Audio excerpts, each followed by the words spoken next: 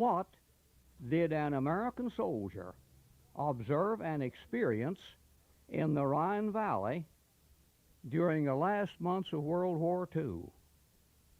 From the front, here is an echo of 70 days. Described is a German soldier, observation of combat and sensation when operating under heavy fire. In 1955, Sergeant Carl Bierce Chapman gave this account to his cousin, Berlin B. Chapman, of the History Department of Oklahoma State University. Such was World War II. I was inducted in Tacoma, Washington on August the 3rd, 1943. And I was sent down here to Oregon to Camp Adair. Camp Adair is about, I believe 18 miles or so south of Salem. It's near Corvallis. It lies in the valley in the Willamette Valley between Corvallis and Albany. Well, I stayed there 1 year taking a basic training, and I was assigned to a combat engineer outfit.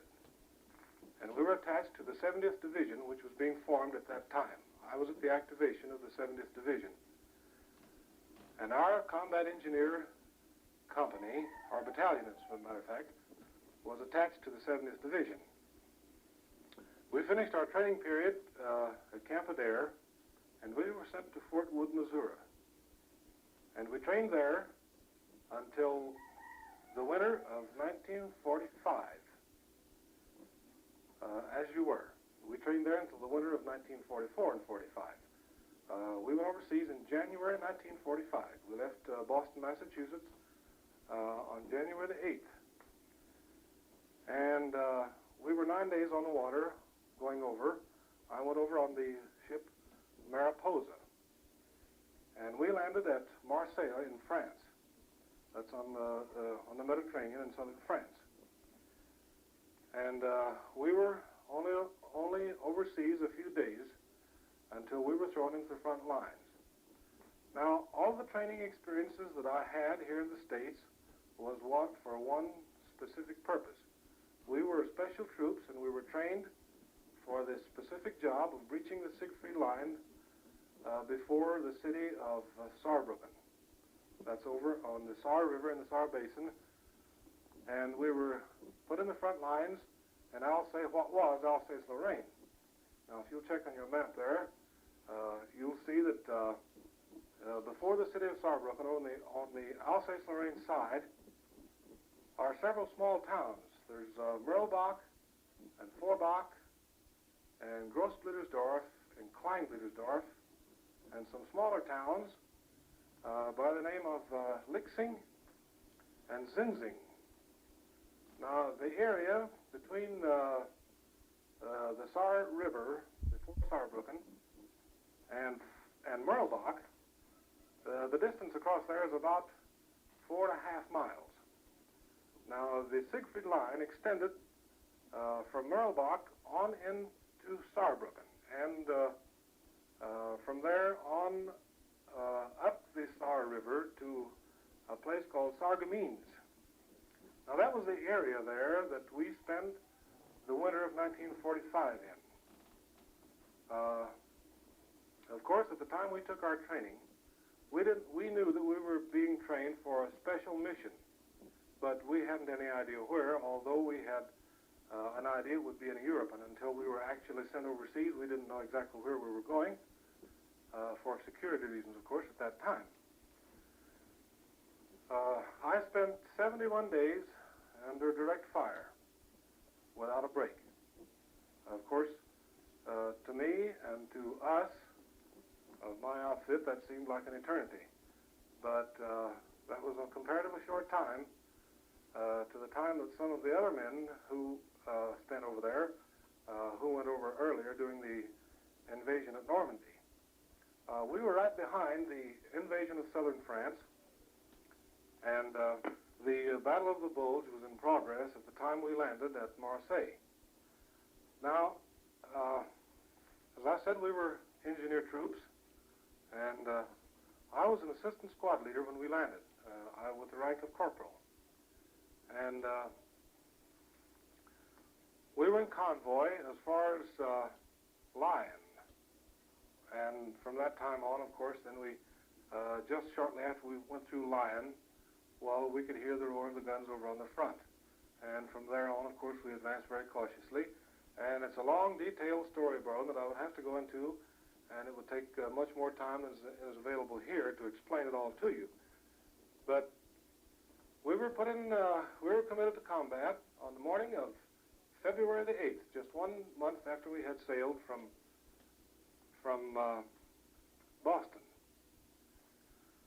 The first action we saw was with the infantry, and being engineers, we were, of course, always out there with the infantry, and the little town of Zinzing was being attacked, and that town changed hands about 4 times within the next 3 or 4 days.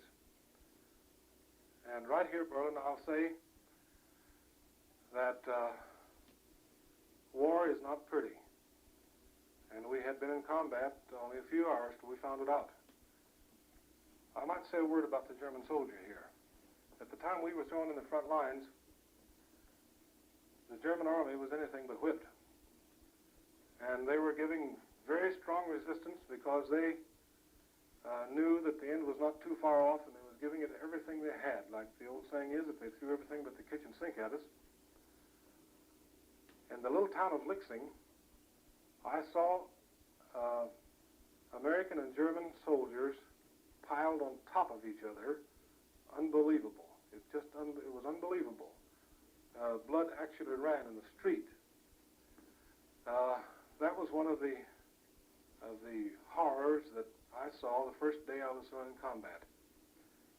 But believe it or not, Berlin, after some 2 or 3 months' time, a person can get accustomed to anything. And it was an everyday sight to see people blown to bits. But as I was going to say, a word about the German soldier. We'd been on the front lines only a few hours till we began to have a healthy respect for them, because they were courageous, they were well disciplined, and they fought like demons, particularly the young ones. Young German soldiers 18 to 25 years old were fanatics. They would walk right into a machine gun. I saw it happen time and again. I sat on a little hill one morning and I saw 2 companies meet and clash head-on, an American company and a German company. An American company comprises about roughly 200 men. Now, there may be some argument about that one way or another, but it depends on the operation and what they're doing. But an American company comprises roughly 200 men. And I believe a German company is somewhere near the same. And when those 2 companies had fought to a stalemate, the American company eventually took over the German, and there were just 16 men left in that company. There was a little patch of woods on top of the hill above where they were fighting, and the American company, what was left of them, entrenched themselves on the top of that hill until reinforcements arrived. Now, there was another German company just behind that hill.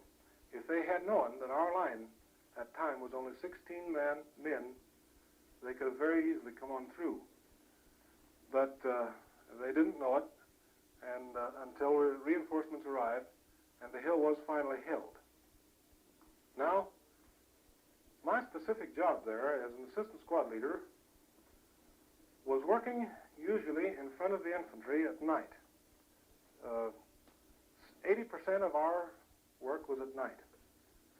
Our job was to remove mines and booby traps, and string barbed wire, place mines, build bridges, blow up bridges, blow up barbed wire, all of the things that a combat engineer does. Their combat engineers' duties are multitudinous.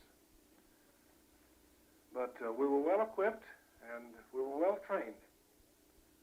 And to make a long story short, Berlin, we did breached the Siegfried Line before Saarbrücken.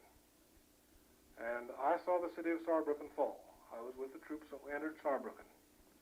We went on through the Saar Basin and over. We arrived at the Rhine River in April at a town called Bingen on the Rhine. We bridged the Rhine, and I saw the city of Frankfurt fall. And from there we went on to Kassel. We got in Kassel on April the 24th. And in Kassel I was relieved from combat duty, and we were put on guard duty in the city of Frankfurt. And for me, at that time, the war was over. Of course, it was only a short time on May the 8th after that till the war in Europe was over. But all the way from Merlbach in Alsace-Lorraine clear through to the city of Kassel, we were in constant combat. We were 54 days breaching the Siegfried Line. It was no pushover, Berlin. There was bunkers and pillboxes and dragon's teeth and everything that the military mind could conceive. And it didn't happen just overnight to breach the Siegfried Line. It took we had a continuous cover of our air power. The city of Frankfurt, the city of Saarbrücken was bombed continually for 54 days. And there was an array of tanks, artillery, machine guns, infantry, engineers, signal corps, every type of soldier, I guess, that the American Army has was involved in that action. And along about this time, while we were breaching the Siegfried Line before Saarbrücken, was when General Patton and his tanks pulled the famous Remmingen bridgehead across the Rhine. And talking about artillery, Berlin, if you can imagine this, within 8 miles of us to our rear, there were over 700 pieces of artillery in continual action for 54 days. The roar was constant. And it's amazing to me that the German army on the other side could take such a pounding as that and still survive. They did survive and were actually had to be driven out of the city of Saarbrücken. Some of them were chased out of the city with bayonets. So the German army was tough. They were really tough. But we had been forewarned and we knew. Now some of the little individual actions, Berlin, might interest you. Every soldier in combat sees the little things that happens around him, his own individual little job. That's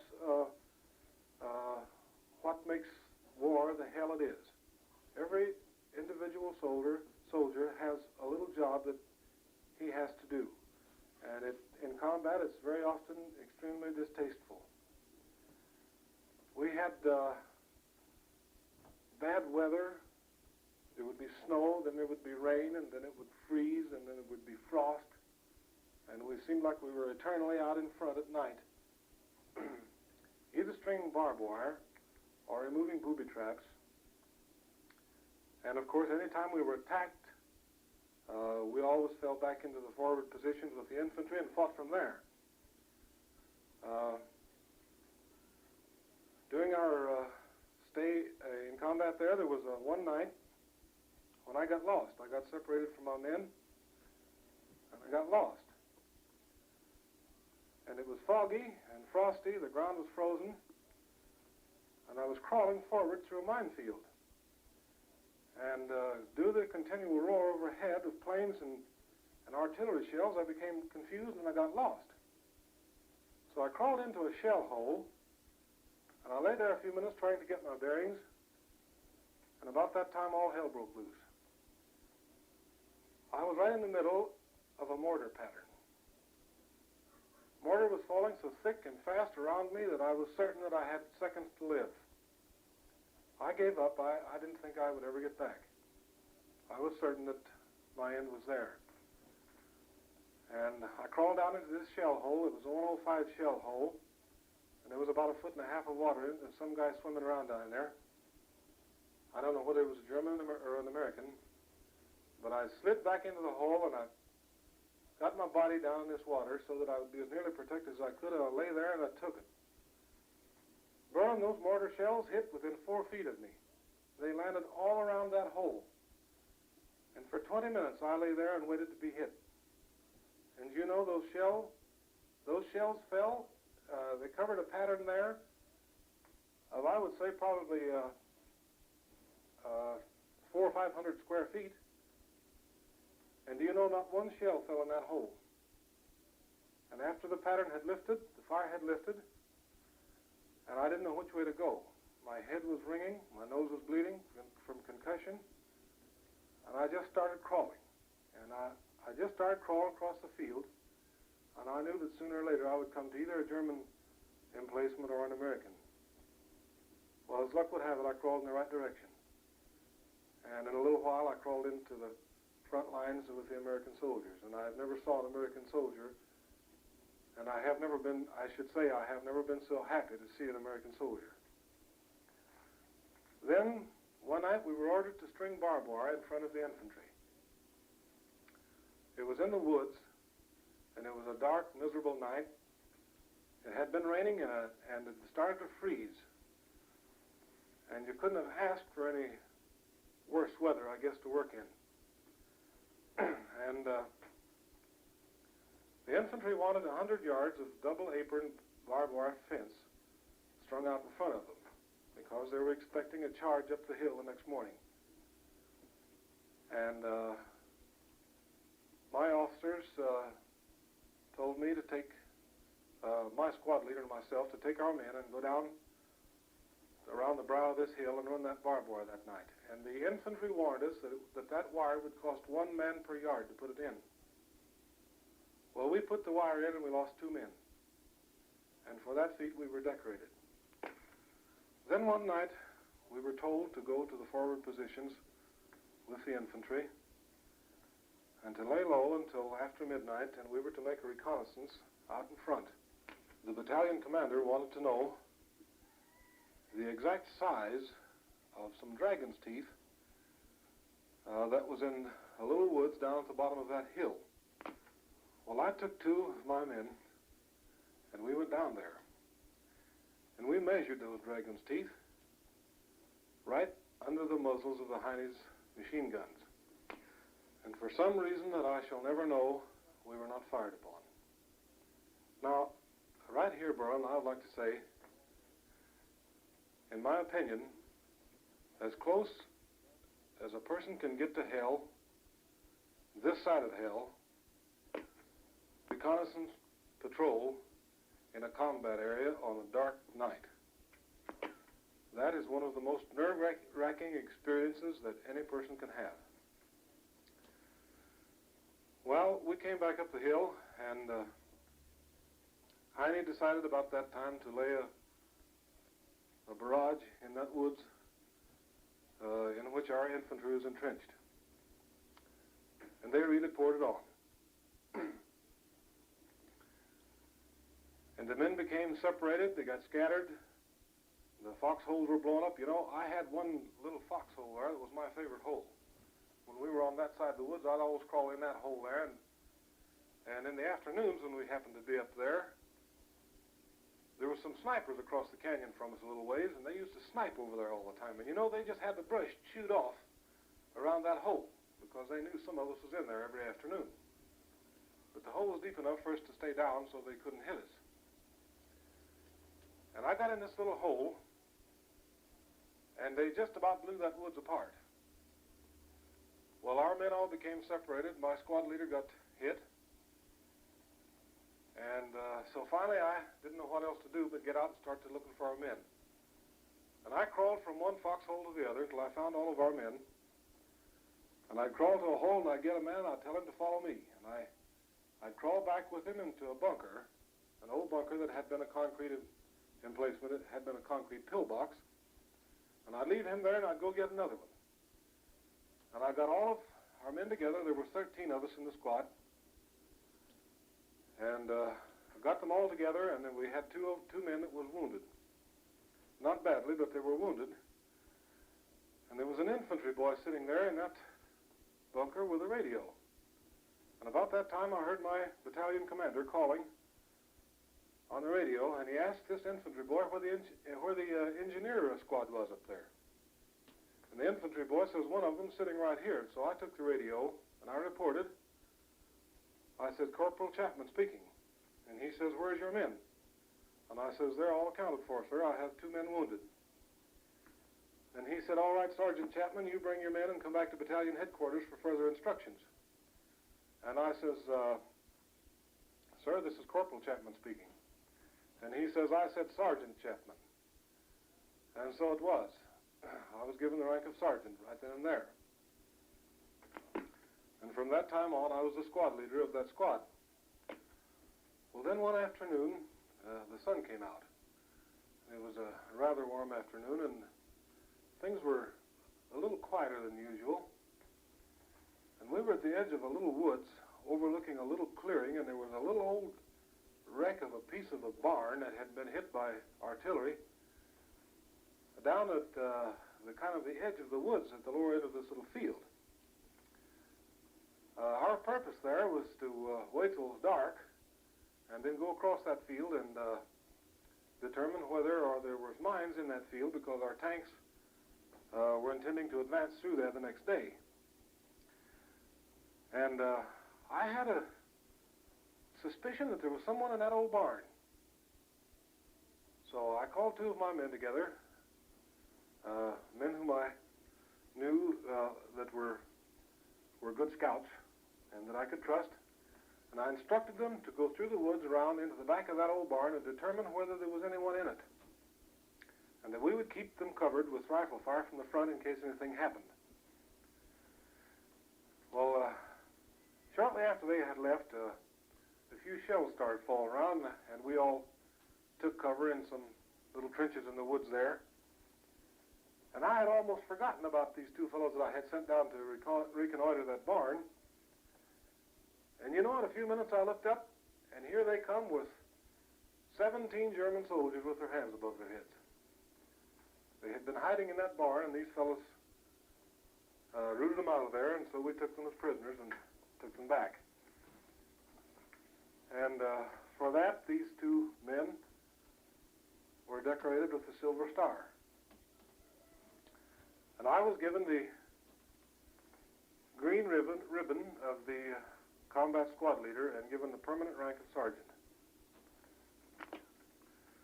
Oh, there was a number of incidences happened in Berlin. It would take, as I said, it would take a long time to tell all of them. And sometime when I can see you and we have time to sit and talk, I'll tell you all about it. But that, I have tried to give you some idea, a little bit, about what it was like in combat in Germany in the winter of '45. After we had been relieved from combat duty at Kassel, we were on occupation in the city of Frankfurt until the month of August of that year, and then we were sent to a town back in Germany called, just a moment, called Bad Wildungen. And we were there a little while, and then we were transferred to another little town 4 or 5 miles farther on into Germany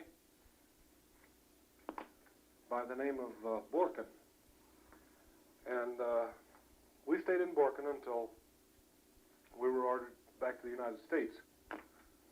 And then we were sent to Antwerp, Belgium. I sailed from Antwerp on the ship Liberty Lincoln on October the 6th, 1945, and arrived in Boston, Massachusetts on October the 16th. I'll never forget the evening that we sailed into Boston Harbor. We could see the lights of the harbor and the lights of the city had all just come on. It was just at dusk.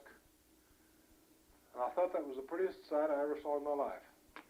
After having spent the time that we had in a darkened, blacked out of Europe, and all of the grime and misery that we had went through, and then to come to a city where we could see beautiful lights, neon lights, and everything was so pretty, and of course the whistles were blowing and the people were shouting, and it was just wonderful. I shall never forget that moment when we sailed into Boston Harbor and saw the lights of Boston. I looked around me and the tears were flowing freely. And then just 8 days later, I was discharged at Fort Lewis, Washington. Such was the observation and experience of Sergeant Carl Bierce Chapman during the last months of World War II.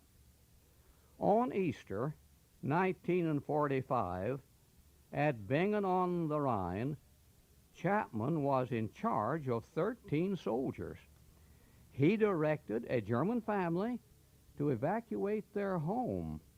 Soldiers took possession. During the day, the family and soldiers sang together religious songs. Thus, they observed Easter. Soldiers, in violation of rules, supplied the German family with food. In later years, Carl Chapman frequented Germany, visited the family, studied the language, and he made an extensive collection of folk songs of the Rhine. On August 20, 1983, the West Virginia Hillbilly published an article written by Carl Chapman and the German family regarding Easter 1945, when soldiers took possession of the family home. During 1983, Carl Chapman died. The German family acquired a fragment of his ashes, and same are preserved at Bingen on the Rhine. Such was a war declared by rulers and suffered by the people.